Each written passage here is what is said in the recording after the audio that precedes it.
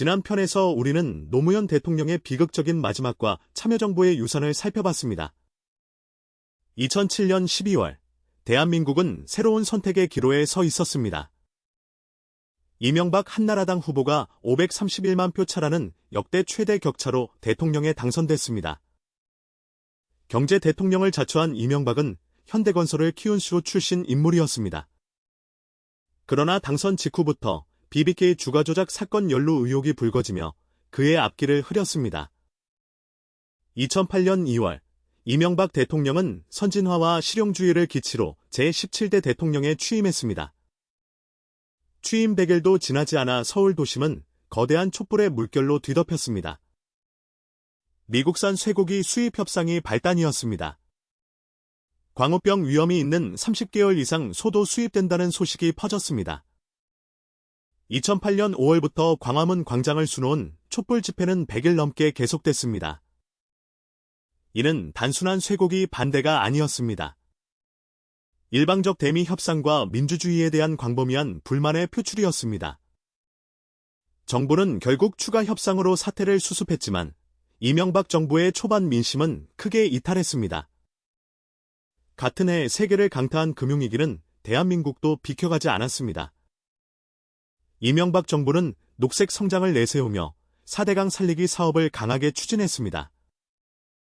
낙동강, 한강, 금강, 영산강 등 4개 강에 22조 원을 투입한 사상 최대의 토목공사였습니다. 찬반 논란이 격렬했습니다. 정부는 홍수 예방을 내세웠고 환경단체는 생태계 파괴를 우려했습니다. 훗날 감사원 감사에서 수질 악화와 녹조 창궐이 확인되며 논란은 현재까지도 이어지고 있습니다. 이명박 정부는 종합부동산세 완화와 법인세 인하로 부자 감세 비판을 꾸준히 받았습니다. 2010년 11월, 서울에서 G20 정상회의가 열렸습니다. 한국이 처음으로 선진국 클럽의 의장국이 된 순간이었습니다. 같은 해 천안함 피격 침몰로 46명의 장병이 사망했고 연평도 포격 사건으로 남북 긴장이 극도로 고조됐습니다. 임기 말 이명박 대통령은 독도를 정격 방문해 일본과 심각한 외교 마찰을 빚었습니다. 퇴임 후 그를 기다린 것은 다스자금 횡령과 삼성 뇌물수수 등의 혐의였습니다. 2019년 법원은 이명박에게 징역 17년을 선고했습니다. 두 번째로 법정에 선 전직 대통령이었습니다.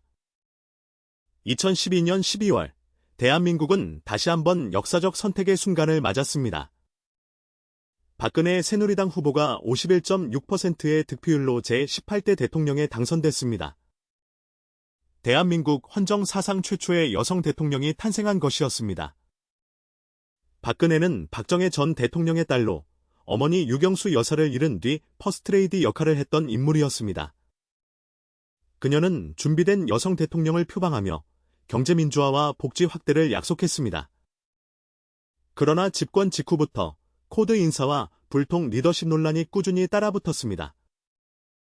박근혜 정부는 창조 경제를 기치로 내세웠지만 가시적 성과는 미흡하다는 평가가 이어졌습니다. 그리고 2014년 4월 16일, 대한민국을 영원히 바꿔놓을 사건이 벌어졌습니다. 세월호가 전남 진도 안맹골 수도에서 침몰했습니다.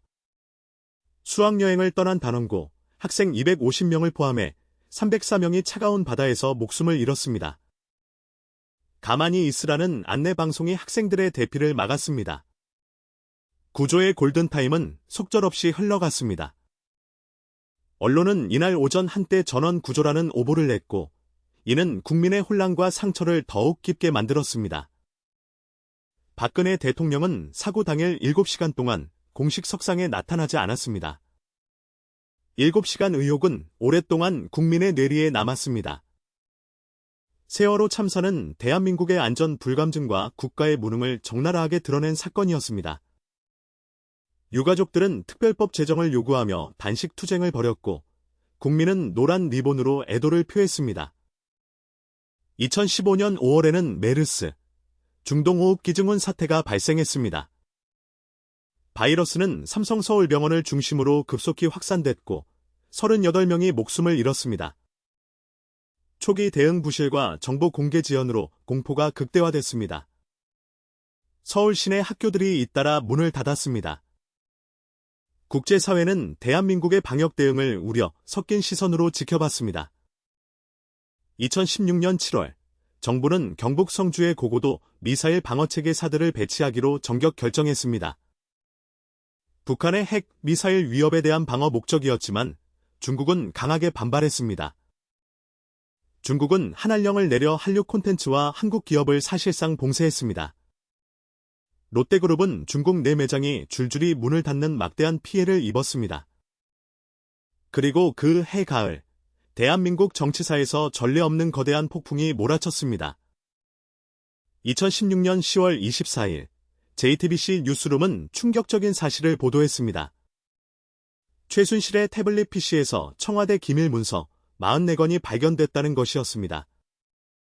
최순실은 박근혜의 오랜 측근이자 비선 실세였습니다. 공직자도 아닌 그녀가 대통령 연설문을 수정하고 국정에 개입해온 사실이 드러났습니다. 국민은 경악했습니다. 대통령의 모든 연설과 정책 뒤에 그림자 권력이 존재했다는 사실을 알게 된 순간이었습니다. 최순실의 딸 정유라는 삼성의 지원을 받아 이화여대에 부정 입학하고 올림픽 승마 국가대표에 특혜에 선발됐다는 사실도 밝혀졌습니다. 삼성그룹 이재용 부회장은 최순실 측에 뇌물을 제공한 혐의를 받았습니다. 재벌과 권력의 유착이 다시금 도마 위에 올랐습니다. 박근혜 대통령은 10월 25일 대국민 사과를 발표했지만 국민의 분노를 가라앉히기에는 역부족이었습니다. 2016년 10월 29일 토요일 저녁, 광화문 광장에 3만 명의 시민이 처음으로 모였습니다. 그것이 시작이었습니다. 한번 켜진 촛불은 결코 꺼지지 않았습니다. 11월 12일 제3차 집회에는 100만 명이 광화문을 가득 채웠습니다. 대한민국 민주화 운동 사상 최대 규모였습니다. 전국 주요 도시에서 동시다발적으로 집회가 열렸습니다. 부산, 대구, 광주, 대전에서도 수만 명이 거리로 나왔습니다. 이 촛불 집회는 철저히 비폭력 평화 집회였습니다. 시민들은 쓰레기를 직접 치우고 경찰과의 충돌을 피했습니다. 세계 언론은 대한민국의 민주주의를 집중 조명했습니다. 시민이 스스로 민주주의를 지켜내는 모습에 전 세계가 감탄했습니다. 11월 26일 제5차 집회에는 전국에서 190만 명이 운집했습니다. 거리 곳곳이 촛불의 바다로 물들었습니다. 12월 3일 제6차 집회에서는 전국 230만 명이 참가해 역대 최대 규모를 기록했습니다. 청와대 100m 앞까지 행진이 허용됐습니다. 1987년 민주화 이후 처음 있는 역사적인 일이었습니다. 박근혜 대통령은 11월 29일 세 번째 대국민 사과를 하며 임기 단축을 국회에 맡기겠다고 했습니다. 그러나 국민은 질서 있는 퇴진이 아닌 헌법에 따른 즉각적인 탄핵을 요구했습니다. 2016년 12월 9일 국회는 재적의원 300명 중 234명의 찬성으로 박근혜 대통령 탄핵소추안을 가결했습니다. 찬성표에는 새누리당 의원 62명도 포함되어 있었습니다. 집권 여당의 집단 이탈이었습니다. 탄핵소추안 가결 직후 광화문 광장에는 또다시 수십만 명이 모였습니다. 그러나 이번에는 환호가 아닌 깊은 숙연함이 흘렀습니다. 황교안 국무총리가 대통령 권한대행을 맡았습니다. 헌법재판소는 탄핵 심판을 시작했습니다. 대통령이 직무 정지된 상태에서도 시민들의 촛불 집회는 멈추지 않았습니다. 2017년 2월, 이재용 삼성전자 부회장이 뇌물공여 혐의로 구속됐습니다. 현직 대통령의 국정농단 사건으로 재벌 총수가 구속된 것은 전례 없는 일이었습니다. 최순실도 이미 구속 상태였습니다. 검찰 수사는 박근혜 대통령을 향해 좁혀들었습니다. 2017년 3월 10일 오전 11시 21분, 헌법재판소 재판관 8인 전원 일치의 결정이 마침내 내려졌습니다. 재판관이 낭독한 그 한마디, 피청구인 대통령 박근혜를 파면한다. 재판소 안팎이 일순간 정지한 듯했습니다. 대한민국 헌정 사상 최초의 대통령 파면이었습니다. 취임 4년 만의 불명예 퇴진이었습니다. 판결이 내려진 순간 헌법재판소 앞에 모인 시민들은 눈물을 흘렸습니다. 광화문 일대에서는 태극기를 흔드는 반대 집회도 열렸습니다. 박근혜는 청와대를 떠나 서울 삼성동 사저로 향했습니다. 지지자들의 눈물 속에 차에서 내려 사저 안으로 조용히 사라졌습니다.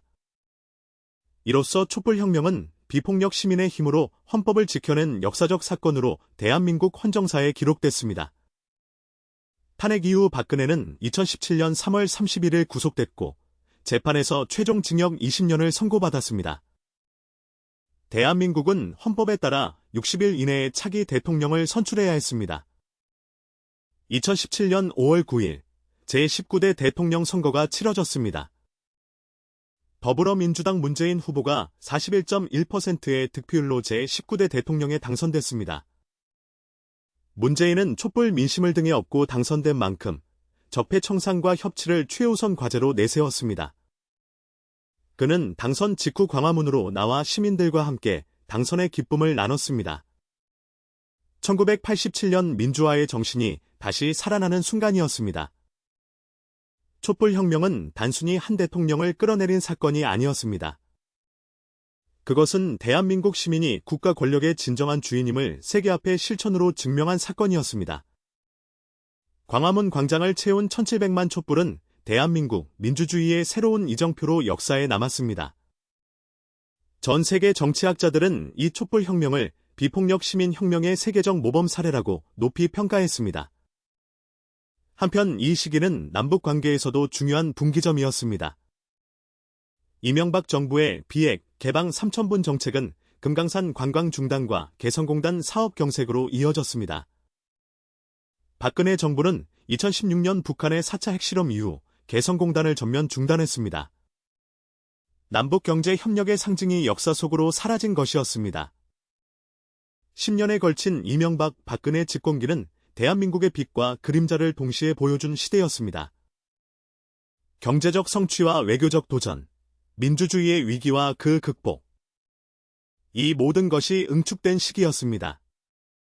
다음 편에서는 문재인 정부의 남북화의 무드와 한반도 평화 프로세스, 그리고 코로나 팬데믹 속에서 대한민국이 보여준 저력까지 급변하는 21세기 한국의 이야기가 이어집니다.